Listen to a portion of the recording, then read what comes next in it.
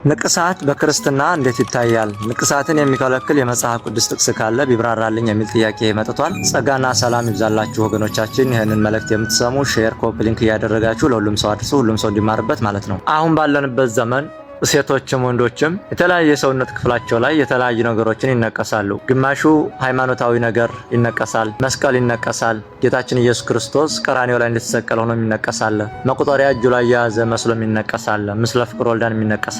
እና ለምን ተብሎ ሲጠየቁ ለዛ ነገር ፍቅር ስላለን ነው፣ ስለምንወደው ነው ብለው ይመልሳሉ ማለት ነው። ግማሹ ደግሞ መስቀልን ስለምወድ ነው የተነቀስኩት፣ እኔ እኮ ጌታን የተነቀስኩት ስለምወድ ነው፣ መቁጠሪያ የተነቀስኩት ስለምወድ ነው፣ እመቤታችንን የተነቀስኳት ስለምወዳት ነው ይላሉ። ለምን ተብሎ ሲጠየቁ ማለት ነው። ነገር ግን ይሄ ነገር ልክ አይደለም። ምክንያቱም እመቤታችንን የሚወዳት ከሆነ አንድ ሰው በመነቀስ አይደለም ፍቅሩን መግለጽ ያለበት ማለት ነው። ጌታን የሚወድ ከሆነ አንድ ሰው በመነቀስ አይደለም ፍቅሩን መግለጽ ያለበት። ጌታችን ኢየሱስ ክርስቶስ በዮሐንስ ወንጌል ምዕራፍ 14 ላይ ስናነብ ብትወዱኝስ ትእዛዜን ጠብቁ ይላል። ጌታን የሚወድ ሰው ትእዛዙን መጠበቅ እንጂ ሰውነቱ ላይ በተለያዩ ቀለሞች ሰውነቱን አድምቶ በሰውነቱ ላይ ስለሰዓለው ፍቅሩን ይገልጻል ማለት አይደለም።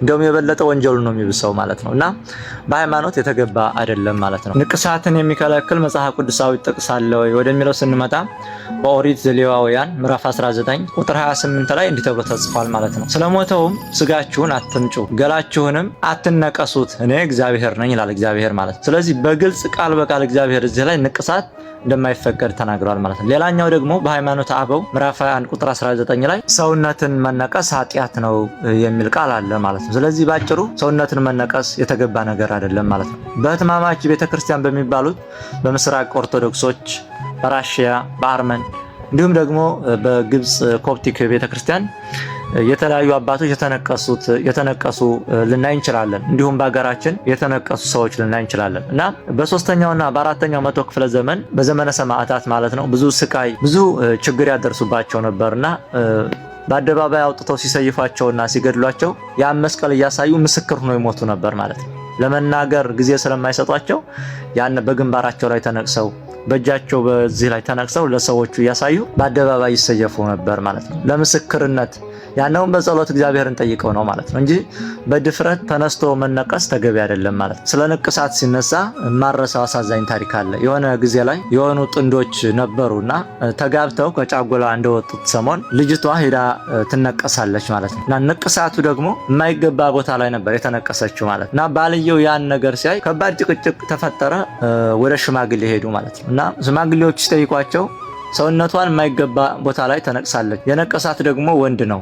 ስለዚህ የማይገባ ቦታ ላይ ሰውነቷን ገልጫ የተነቀሰችው ከሰውየው ጋር የሆነ ነገር ቢኖራት ነው እንጂ ብሎ ወደማይሆን ነገር ቆልምሞ ከሚስቱ ጋር ተጣላ ማለት ነው። እሷም ተንኮል አስባ ላይሆን ይችላል። እንግዲህ ያንን እግዚአብሔር ይወቀው። ባጭሩ ግን ለሽማግሌዎቹ ከሷ ጋር መኖር አልፈልግም ማለት ዛሬ ገና ከጃጎላ እንደወጣን ለወንድ ሰውነቷን ገልጣ ተነቀሰች እና ይህን ነገር መቀበል አልችልም ማለት። ሽማግሌዎቹ ደግሞ ምን ይበሉ ቢሸመግሉትም ሊሰማቸው አልቻለም። በዛ የተነሳ ተለያዩ ማለት። ከሆነ ጊዜ በኋላ ልጅቷ ሌላ ባል አግብታ ወለደች። ስትወልድ አንድ ጡቷ ወተታ አመጣለ ማለት። ምክንያቱም የተነቀሰችው ጡቷን ነበር እና ያን የተነቀሰችው ጡቷ ወተታ አላመጣላታ ለልጇ ማለት ነው። ወደ ሕክምና ምናምን ዳራጅ ስትነሳና ምርመራ ሲደረግበት ምን አሏት ዶክተሮቹ?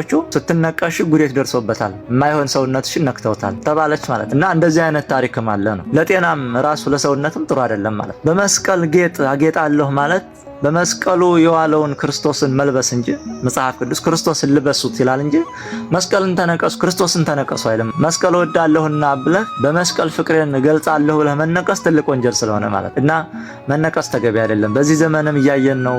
ብዙ ሰው ይነቀሳል። ለምን ሲባል ከውጭ ያየውን ነው አገር በራሱ ላይ ማድረግ የሚፈልገውና ይህ ነገር ተገቢ አይደለም። መነቀስ ከውስጥ ነው፣ ከልብ።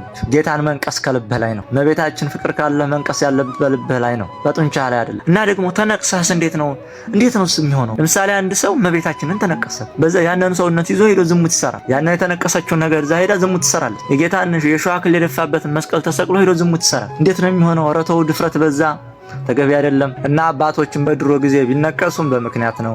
ለሰማዕትነት አደባባይ ላይ ሲወጡ እየመሰከሩ እንዲሞቱ እንጂ ለጌጥ አይደለም ማለት ነውና ለጌጥ የምትነቀሱ ሰዎች እግዚአብሔር ጋር አትጣሉ ማለት ነውና የዛሬው መልእክት ይህን ይመስላል። ሰላማችሁ